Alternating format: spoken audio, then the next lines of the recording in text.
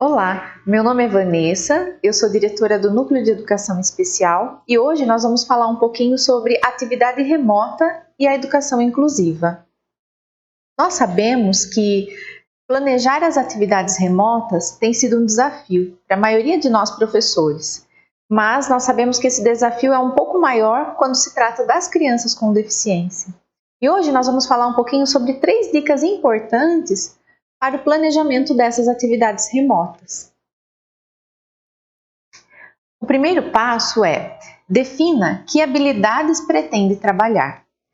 É muito importante nós priorizarmos questões que são fundamentais para os processos de aprendizagem. Algumas dessas funções cognitivas, elas envolvem habilidades que antecedem o processo de alfabetização.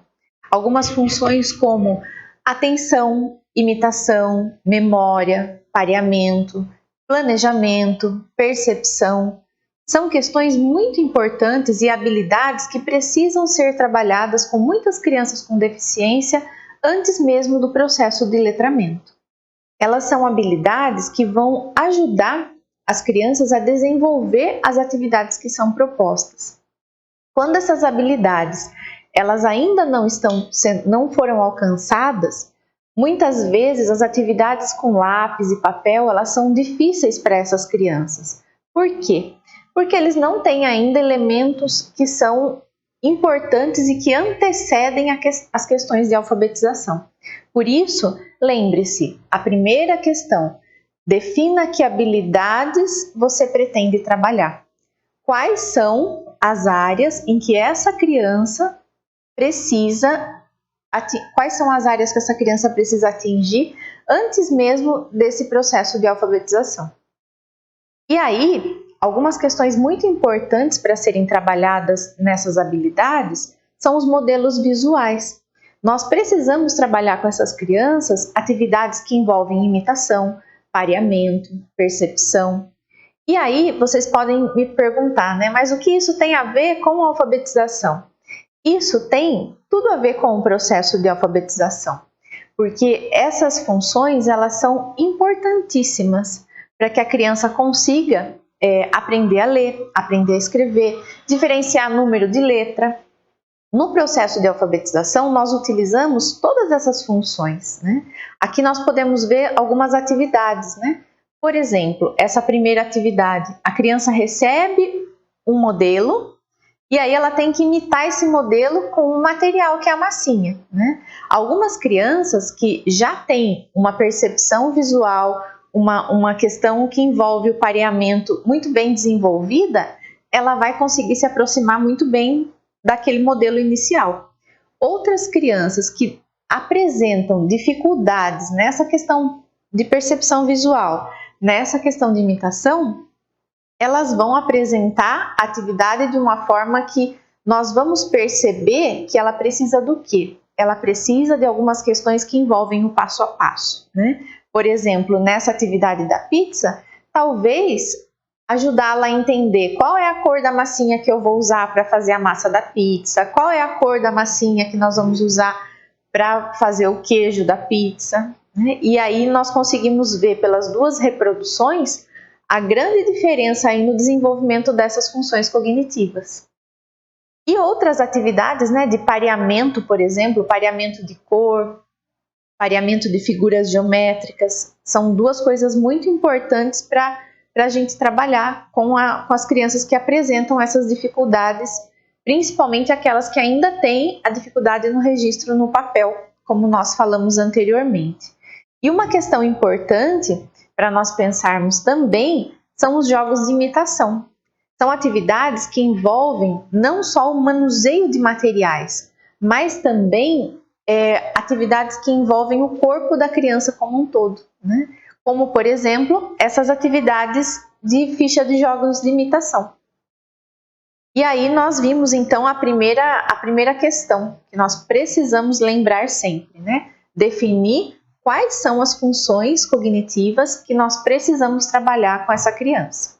E se lembrar que nem sempre as atividades de registro com lápis e papel vão ser prioridade nesse início. A nossa segunda questão importante é iniciar com atividades curtas. Nós sabemos que muitas crianças com deficiência apresentam grandes dificuldades nesse processo de atenção. Algumas não conseguem permanecer por mais de 2, 3, 5 minutos numa atividade.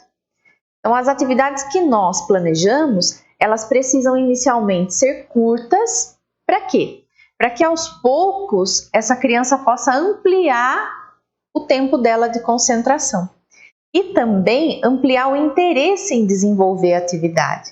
Porque muitas crianças, elas ainda não aceitam alguns materiais que a gente oferece, né? É comum, por exemplo, algumas crianças não aceitarem lápis, papel e alguns outros recursos que são tão comuns hoje na nossa prática, né? Por isso, iniciar com essas atividades curtas faz com que nós possamos priorizar a qualidade das atividades que nós ofertamos e não a quantidade. Por isso, é muito importante nós pensarmos em passos pequenos, né? Por exemplo, essa primeira atividade é uma interpretação de texto. Porém, essa criança não vai precisar escrever nesse primeiro momento. Se eu sei que ela é capaz de desenvolver uma atividade desse tipo, mas ela tem dificuldade com a escrita, o que nós poderíamos fazer? Abusar aí dos recursos visuais nessas atividades. E aí a criança vai conseguir mostrar aquilo que ela compreendeu do texto que foi trabalhado, porém essa produção ela vai exigir um tempo menor de concentração. E aí nós vamos conseguir perceber o que essa criança sabe e onde eu preciso fazer a intervenção. Outras atividades muito importantes são aquelas que a gente consegue realizar mais de uma vez, né? Por exemplo, essa segunda atividade, onde nós falamos sobre as partes da planta, nós podemos trabalhar a mesma atividade várias vezes, e isso é necessário com algumas crianças. Muitas crianças que apresentam a dificuldade de memorização, de compreensão, elas necessitam da mesma atividade sendo realizada mais de uma vez. E nesse material nós conseguimos perceber o quê? A atividade encontre as partes da planta, né? Então, onde está a raiz? E aí a criança tem o material ao lado para conseguir montar a resposta dessa atividade. A mesma coisa é nessa atividade, nós conseguimos perceber nessa atividade com o Lego, né? Uma atividade de contagem. Então, nessa questão de iniciar com atividades curtas, é muito importante nós pensarmos que a atividade ela tem que durar o tempo que essa criança consegue se concentrar. E muitas vezes é importante até a gente pensar em terminar a atividade antes do tempo de concentração terminar, para ela entender que nós iniciamos a atividade e nós estamos finalizando a atividade. E aos poucos, esse tempo de concentração dela e de intervenção do professor vai conseguir alcançar aí alguns objetivos maiores, né? Tanto no tempo quanto no interesse da criança. E é muito importante, né, nós lembrarmos que uma atividade de qualidade é mais importante do que várias atividades onde a criança talvez não conseguiu alcançar o objetivo que nós havíamos proposto. A nossa terceira dica é sobre diversificar os materiais. Nós precisamos lembrar que variar os recursos e os materiais também faz com que a criança possa variar a percepção que ela tem, né? Estimular essas diferentes percepções. As percepções sensoriais são outras defasagens que nós conseguimos perceber muito nas crianças com deficiência. Algumas crianças elas não aceitam, né, determinados tipos de materiais. Por uma questão sensorial, o professor muitas vezes tem que tenta uma coisa, tenta outra, né? E essa terceira dica, ela envolve parar para pensar em que percepções são importantes para essa criança nesse momento e quais são as percepções com as quais nós vamos alcançar o nosso objetivo. Por isso, nós precisamos pensar sempre que nós começamos do amplo para chegar no restrito. Nós não vamos conseguir, com algumas crianças que apresentam dificuldades nessa percepção sensorial ou na coordenação motora, já iniciar com um caderno comum.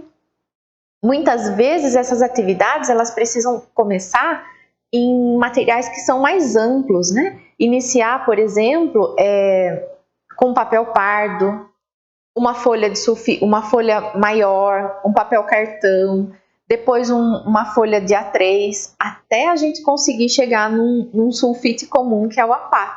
Né? Então, essas crianças elas precisam ter essas percepções sensoriais estimuladas por esses diferentes materiais. E aí, nós podemos propor, né, para essa criança, pensando também na dica anterior, coisas que nós podemos realizar mais de uma vez. Muitas vezes nós não vamos conseguir iniciar com esse lápis e esse caderno convencional. As atividades elas precisam explorar algumas questões como nós vemos aqui, né? Uma atividade de pareamento, por exemplo, no papel pardo maior, e essa criança vai conseguir realizar essa atividade várias vezes. Um material que é mais amplo.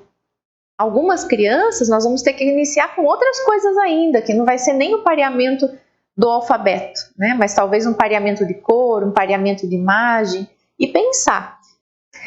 Esses materiais, eles precisam explorar essas diferentes percepções. Outra questão importante também para essas crianças é essa segunda dica, né? Nós trabalharmos com materiais que envolvem essas percepções táteis, como por exemplo as famosas caixas de areia ou com outro material que nós tenhamos, as atividades que envolvem o gel, né? E aí a criança vai trabalhar um pouco dessa coordenação motora. A atividade que nós vemos acima, né, onde a criança percorre o número com um cabo e a bolinha, né, uma atividade aí que a gente consegue perceber a questão do corpo sendo envolvida de uma maneira geral, né, e não só uma percepção tátil ou em outra questão mais restrita. A quinta atividade, nós conseguimos ver novamente o pareamento, e aí num outro ângulo, né? A criança está realizando uma atividade parecida com aquela primeira que nós falamos, porém num outro plano. Né? É uma outra coisa importante para nós pensarmos. Né? Antes da criança, por exemplo, aprender a copiar da lousa para o caderno, quantas habilidades precisam ser desenvolvidas? Se ela não tem essa percepção visomotora em outras atividades sendo trabalhadas, ela não vai conseguir, né, olhar para um plano que é a lousa e transcrever em outro plano que é o caderno.